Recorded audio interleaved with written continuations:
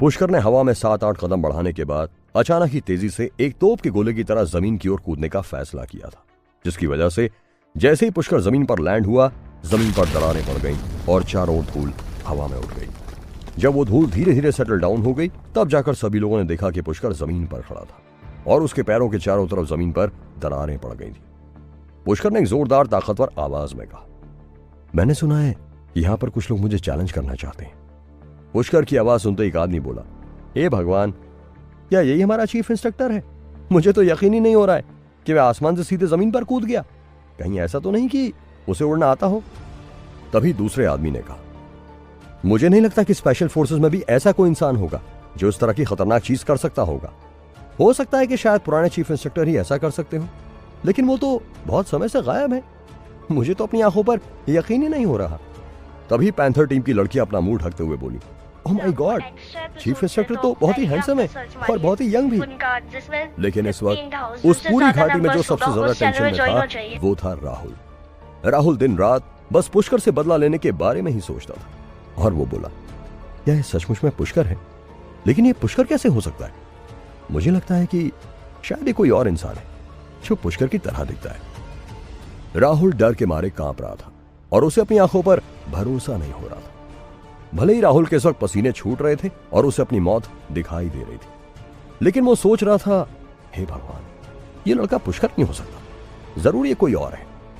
लेकिन मन ही मन राहुल को भी सच्चाई पता थी कि उसके सामने पुष्कर ही खड़ा था। राहुल सोचने लगा, इतने लंबे समय से मैं स्पेशल फोर्स में अपनी बॉस की चापलूसी कर रहा हूं और उसे दोस्त बनाने की कोशिश कर रहा हूं, लेकिन मुझे आज तक प्रमोशन नहीं मिला। और मैंने तो सोचा था कि नए चीफ इंस्ट्रक्टर आने के बाद मैं बहुत मेहनत से प्रैक्टिस करूंगा ताकि मेरी ताकत बढ़े और मैं पुष्कर से बदला ले सकूं। लेकिन यह सब सोचते हुए अचानक ही राहुल के पैर कांप उठे और वो जमीन पर गिर पड़ा। इस वक्त राहुल में इतनी हिम्मत भी नहीं थी कि वह पुष्कर की आंखों में देख सके। घाटी में खड़े लोग तो हैरान थे ही, लेकिन साथ ही साथ सोनाली और उसके साथ मौजूद कुछ लोग भी ऊपर पहाड़ी से पुष्कर को नीचे कूदते हुए देखने के बाद हैरान रह गए। सोनाली मन ही मन बोली, हे भगवान, पुष्कर तो सीधे यहां से नीचे कूद गया। अब मुझे समझ आ रहा है कि जयशील क्यों चाहते थे कि पुष्कर ही चीफ इंस्ट्रक्टर बने और क्यों कमांडर निकुंज प्रताप ने ऑर्डर मिलते ही उस पर तुरंत साइन कर दिया था। अब मुझे भी यकीन हो गया है कि पुष्कर हमारा चीफ इंस्ट्रक्टर बन चुका है, तो स्पेशल फोर्सेस की टीम दोबारा अपने पीक पर पहुंच जाएगी। पुष्कर नीचे घाटी में चारों ओर देख रहा था, लेकिन उसकी बात का किसी ने भी जवाब नहीं दिया था। पुष्कर जब कुछ कदम आगे बढ़ा तो सभी लोगों ने नोटिस किया कि उसके शरीर पर इतने ऊपर से कूदने के बावजूद भी एक खरोंच तक नहीं आई थी। पुष्कर बोला, मेरा नाम पुष्कर श्रीवास्तव है और मैं तुम लोगों का नया चीफ इंस्ट्रक्टर हूं। सब कुछ जानने के बावजूद भी जब पुष्कर के मुंह से ये शब्द निकले तो स्पेशल फोर्स वाले बहुत ज्यादा हैरान रह गए। तभी अचानक एक टीम मेंबर ने कहा, अरे राहुल, तुम्हें अचानक क्या हो गया? तुम ठीक तो हो ना? कुछ लोग राहुल को जमीन पर से उठाने के लिए गए, लेकिन राहुल की हालत इस वक्त बहुत खराब थी। डर के मारे उसके होंठ सफेद पड़ चुके थे और उसका चेहरा बिल्कुल नीला हो गया था। पुष्कर ने जैसे ही देखा कि वह जमीन पर पड़ा हुआ लड़का राहुल था तो उसके चेहरे पर एक मुस्कुराहट आ गई। पुष्कर ने सोचा, भैरव टूर्नामेंट में ये तो बहुत घमंड दिखा रहा था, अब अचानक ये छोटे बच्चों की तरह अपने पैरों पर भी क्यों खड़ा नहीं हो पा रहा है? वैसे तो पुष्कर ने सोच रखा था कि वह राहुल को अच्छा सबक सिखाएगा, लेकिन राहुल की ऐसी हालत देखकर पुष्कर को भी उस पर दया आ गई। तभी भीड़ में से अमान निकलकर आगे आया और उसने सैल्यूट करते हुए कहा, hello chief instructor, captain Aman reporting to you sir. Pushkar ने अमान की तरफ देखा और नोटिस किया कि उसकी फिजिकल फिटनेस और इंटरनल एनर्जी काफी अच्छे लेवल की थी, खास तौर पर उसकी आंखें। पुष्कर समझ चुका था कि अमान कोई मामूली टीम मेंबर नहीं था। पुष्कर ने कहा, मुझे ये बताओ अमान कि मेरे आने से पहले वो कौन था जिसने कहा था कि वह मुझे चैलेंज करेगा? पुष्कर स्पेशल टीम के ऊपर अपनी रिस्पेक्ट जमाना चाहता था ताकि फ्यूचर में कोई भी उसके साथ बदतमीजी ना कर सके। पुष्कर की बात सुनकर अमान की तो सिट्टी पिट्टी गुम हो गई, लेकिन वो अपने आप को काबू करते हुए जोर से बोला, जिस किसी ने भी चीफ इंस्ट्रक्टर को चैलेंज करने की बात कही थी, लाइन में से निकलकर सामने आ जाओ। सभी के चेहरे तो बिल्कुल पीले पड़ गए थे और वो बोलना चाहते थे, बॉस हम तो बस मजाक कर रहे थे। लेकिन उन्हें अभी तक पुष्कर के टेम्परामेंट के बारे में ज्यादा पता नहीं था, इसलिए उन्होंने कुछ कहा नहीं। एक एक करके 7 लोग निकलकर सामने आकर खड़े हो गए जिन्होंने पुष्कर को चैलेंज करने की बात कही थी। अमान कैप्टन होने के नाते रिस्पॉन्सिबिलिटी लेते हुए उन 7 लोगों के साथ जाकर खड़ा हो गया। पुष्कर ने उन्हें देखा और मुस्कुराते हुए बोला, स्पेशल फोर्सेस में रहकर तुम लोग बोर हो गए होगे ना? अब अगर तुम सब मुझे चैलेंज करना चाहते हो तो मैं तुम्हें एक मौका देता हूं। तुम सभी लोग एक साथ मुझ पर हमला कर सकते हो। अगर तुम लोग मेरे कपड़े छूने में भी कामयाब हो गए तो मैं अपनी हार मानूंगा। अगर तुम सब लोग मिलकर मेरे आगे 1 मिनट के लिए भी टिक सके तो भी मैं अपनी हार मानूंगा। अचानक ही वे सातों लड़के आपस में फुसफुसाकर बातें करने लगे। ये चीफ इंस्ट्रक्टर तो कुछ ज्यादा ही घमंडी है। इससे लग रहा है कि हम कोई सड़क चलते लड़के हैं, और भले ही हम लोगों के बीच में अपनी इमेज जमाना चाहता है, लेकिन इसने फिर भी मैं कुछ ज्यादा ही अंडर एस्टिमेट कर दिया। दूसरा लड़का बोला, सही कहा, इसको क्या लगता है कि हम इसे कदम भी पीछे नहीं हिला पाएंगे? कैप्टन को मिलाकर हम टोटल 8 लोग हैं। मुझे तो केवल इसके घमंड की वजह से गुस्सा आ रहा है। इसको क्या लगता है कि हम 8 मिलकर इससे 1 मिनट में भी लड़ नहीं सकते? बाकी के स्पेशल टीम के मेंबर्स तो बहुत ज्यादा एक्साइटेड थे। देखने वालों में से एक लड़का बोला, ये नया चीफ इंस्ट्रक्टर तो बहुत घमंडी है। अब कैप्टन और बाकी के लड़के मिलकर इसको अच्छा सबक सिखाएंगे, क्योंकि वो सभी बचपन से ही ट्रेनिंग कर रहे हैं। अगर खुद बाकी टीम्स के इंस्ट्रक्टर्स भी आ जाएं तो वह भी इतने घमंड से बात नहीं करेंगे। तभी अचानक पुष्कर ने उन सबकी बातों को काटते हुए कहा, टाइम स्टार्ट्स नाउ। अचानक ही एक स्टॉप वॉच पर पैंथर टीम की एक लड़की ने टाइमिंग देखना चालू कर दिया। पुष्कर अपनी जगह पर ही खड़े होकर शांति से बोला, टाइम स्टार्ट हो चुका है। अगर तुम लोग हमला नहीं करोगे तो फिर तुम जीतोगे कैसे? तभी एक आदमी, जिसे सब खूंखार भालू कहते थे, वे भालू की तरह आगे बढ़ते हुए चिल्लाकर बोला, चीफ इंस्ट्रक्टर, हारने के लिए तैयार हो जाओ।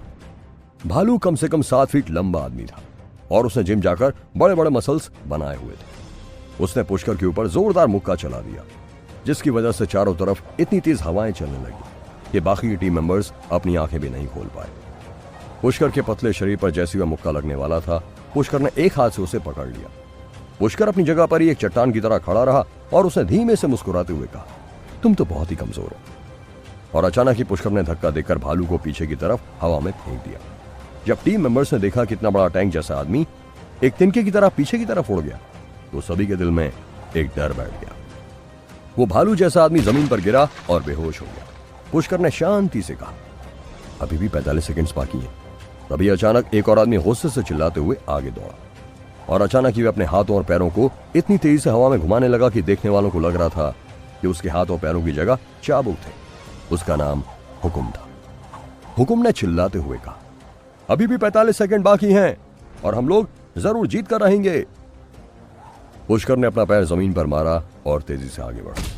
हुकुम ये देख ही नहीं पाया कि पुष्कर कहां गया और अगले ही पल पुष्कर ने हुकुम की छाती पर धीमे से एक मुक्का मारते हुए कहा, सभी लोग एक साथ मुझ पर हमला करो। केवल 40 सेकंड बचे हैं। अगर वे खत्म हो गए तो मैं जीत जाऊंगा। ये सुनते ही सभी के सभी ऑफिसर्स एक साथ पुष्कर पर हमला करने के लिए आगे बढ़ गए।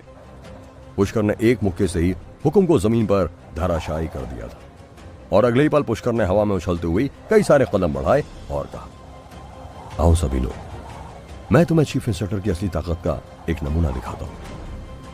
ये कहते ही पुष्कर ने आसमान से एक जोरदार लात मारी, जिसकी वजह से सभी के सभी ऑफिसर्स एक के बाद एक जोर से चिल्लाने लगे और जमीन पर गिर पड़े। उन सभी ऑफिसर्स में से केवल कैप्टन अमान ही था जो अपने पैरों पर खड़ा रह सका।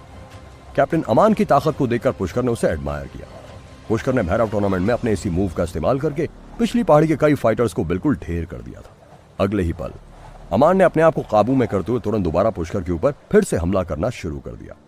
पुष्कर ने कहा, तुम इतने बुरे फाइटर भी नहीं हो। देखा जाए तो तुम पिछली पहाड़ी के फाइटर्स के जितनी ताकत रखते हो, लेकिन अब मैं डिफिकल्टी लेवल बढ़ाने वाला हूं। ये कहते ही पुष्कर ने अपना पैर जोर से अमान की छाती पर मारा और अमान के मुंह से ढेर सारा खून निकल गया।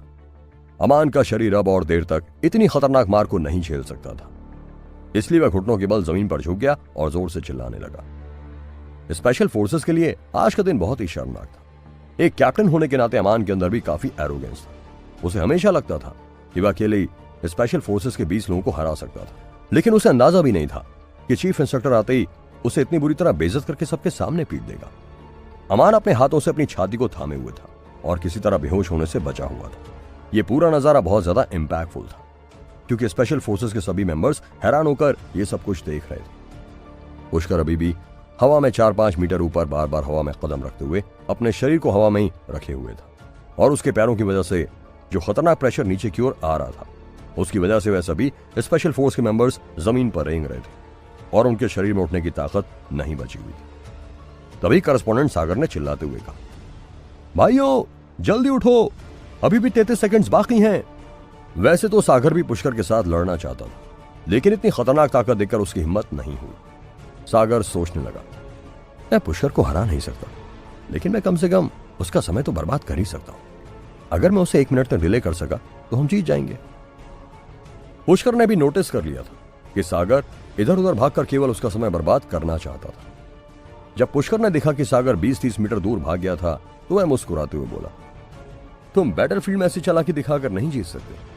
तभी सागर तेजी से दूर दौड़ते हुए हंसकर बोला, मैं अभी तक इतने सारे युद्ध में इसलिए सरवाइव कर सका क्योंकि मैं चालाक हूं। चीफ इंस्पेक्टर, तुम अपना चैलेंज हारने वाले हो। तभी अचानक सागर को अपना शरीर पुष्कर की ओर खींचता हुआ महसूस हुआ और वह चिल्लाया, अरे ये क्या हो रहा है? क्या स्पेशल फोर्सेस के मेंबर्स 1 मिनट तक पुष्कर से लड़कर अपनी इज्जत बचा पाएंगे, या पुष्कर स्पेशल फोर्सेस का घमंड तोड़कर उन्हें अपने आगे झुका देगा? क्या इसके बाद पुष्कर की इज्जत बढ़ेगी या उसके खिलाफ बगावत की आग लगाई जाएगी? पुष्कर ये मिशन अकेले ही पूरा कर लेगा या उसे स्पेशल फोर्सेस की मदद लेनी पड़ेगी? जानने के लिए सुनते रहिए ये एक्साइटिंग कहानी सिर्फ पॉकेट FM पर।